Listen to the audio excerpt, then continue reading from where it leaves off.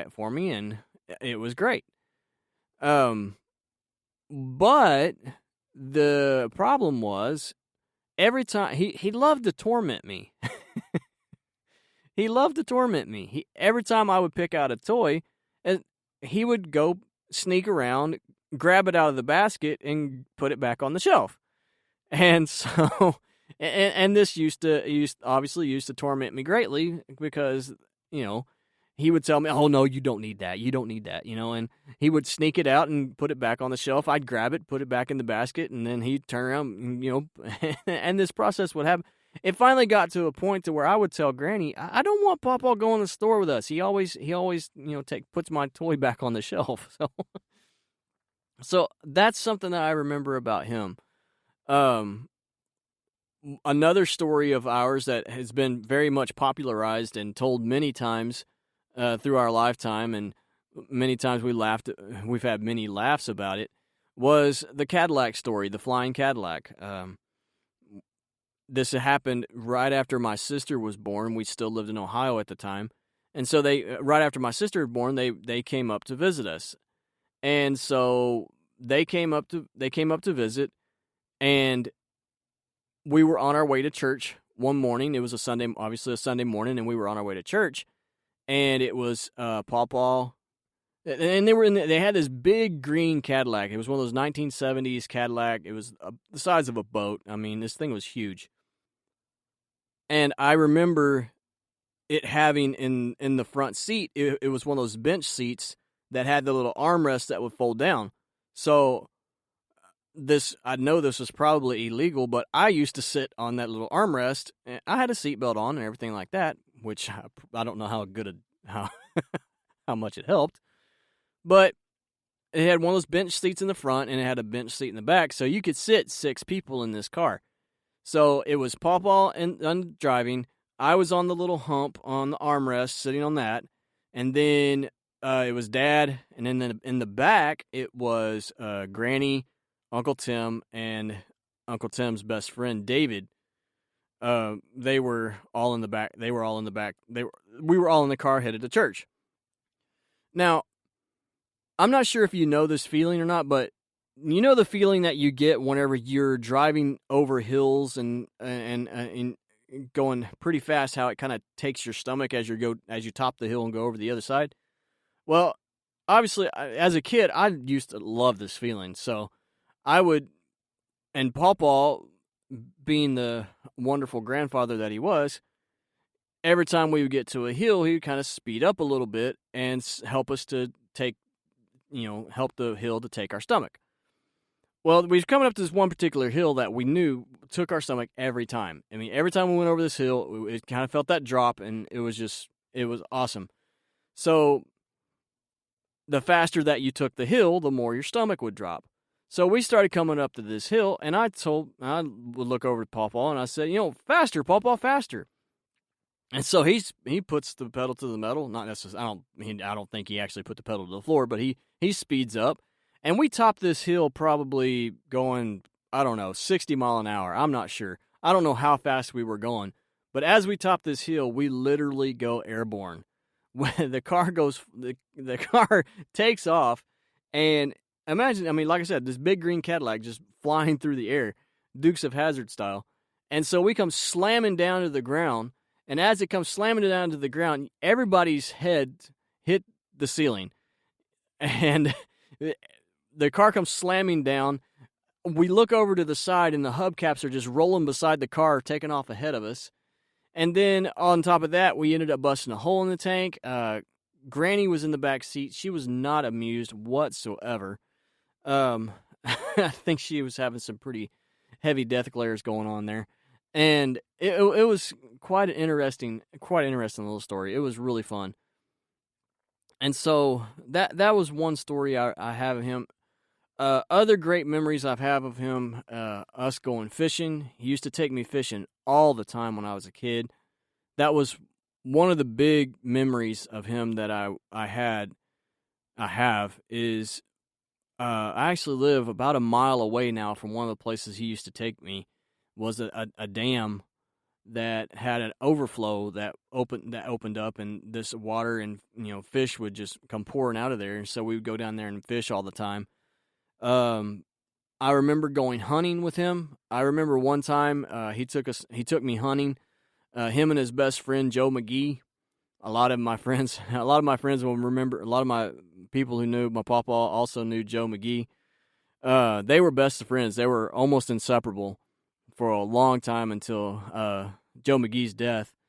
And they would go fishing all the time. They would go hunting all the time. And I remember this one particular time that Papa took me hunting with him. And we of all the times that we went hunting, we never shot one deer. There were several hunting trips. We didn't even see a deer. And so I don't know what was going on there. But I remember one particular time, two times in particular. One was the time that we actually did see a deer, and it was on my direction, and so I had my gun up. I had this 30-30, and I had the deer in my sights. I was looking. He was pretty far down the row there, but I had him in my sights, and I went to squeeze the trigger, and nothing happened. And it was cocked and everything, but for some reason, I don't know if I wasn't squeezing the lever hard enough or what, but for some reason the gun didn't go off and we missed out on the deer. Another time that I went hunting with him, we always stocked up on summer sausage and cheese and crackers. That was a staple for us when we went hunting. We always had to have that sharp cheddar cheese, crackers, and summer sausage, and we would eat that while we were traveling to our hunting spot. And one of the times that we went, I bought a big old bag of beef jerky, and I ate that whole bag in one evening. And then we went to a restaurant on top of that, and I ate dinner on top of even eating the beef jerky. Well, that night, I was sick as a dog. I ended up puking up all that beef jerky, and quite honestly, it turned me off of beef jerky for a long time. So, just many memories of him while I'm taking me hunting, taking me fishing. We caught a lot of tree bass. If you don't know what a tree bass is, that's whenever your line gets hooked up in a tree or a branch or something like that, or you catch a log in the water. Caught a lot of turtles and tree bass, yeah. And just many times going fishing, going hunting, and it was an amazing, and we had just great, amazing times together. A few of the times, he loved his grandchildren. I mean, he loved his grandchildren. He had nicknames for all of us. Mine was Totter Botter. He would call me Totter Botter. And then traveling. My mind is going crazy right now. Now just think of all the different stories of us going traveling. Like I said, he was an evangelist, and he would travel. He didn't necessarily call himself an evangelist, I don't think, but he would go to and travel to church and preach to different churches, and there was a few times that I got to go with him, which was interesting for sure, because one little thing that he had an issue with was staying awake while driving. It didn't matter how much or how little sleep he got, or how little or how much sleep he got, he always fell asleep in the car. And it didn't matter if he was in the driver's seat or not. So a majority of the time, if I was with him and I had my license, I remember at 15 years old, not even having my license, just having my permit, I remember traveling all across the it was mainly between here and Florida, Texas and Florida. I remember as a 15-year-old driver's ed, driver driving hours and hours because he couldn't stay awake.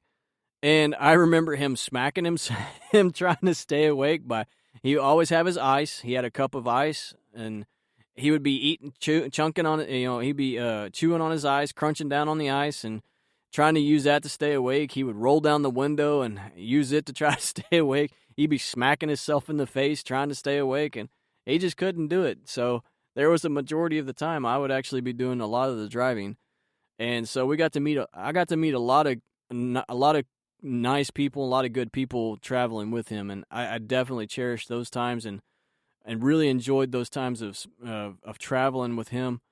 And then as a little kid as well, I remember playing games with him. We would play Uno. That was a big game that we always played together. And every time I'd win or something like that, he'd say, "Oh, you waxed me. You waxed me good."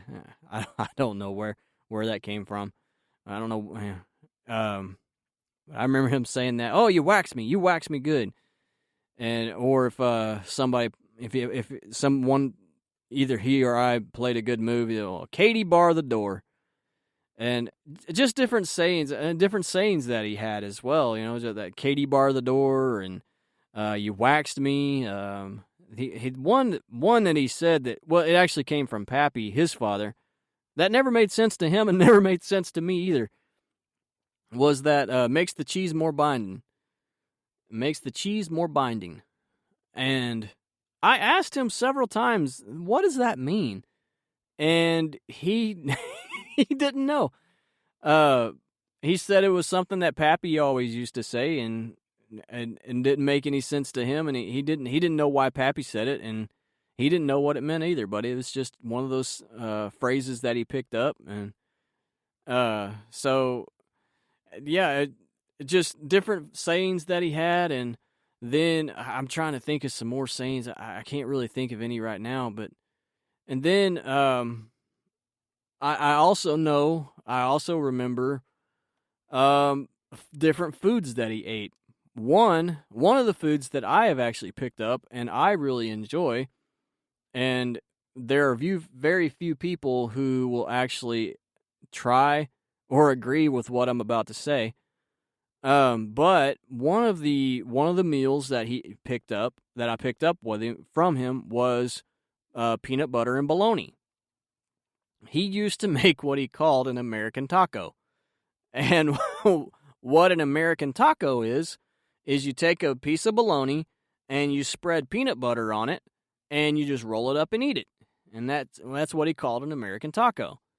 And he used to eat that all the time. Well, I kind of took it a step further, and I actually started putting bread on it and making it an actual sandwich. So I still do to this day eat peanut butter and bologna sandwiches. And to me, it tastes great.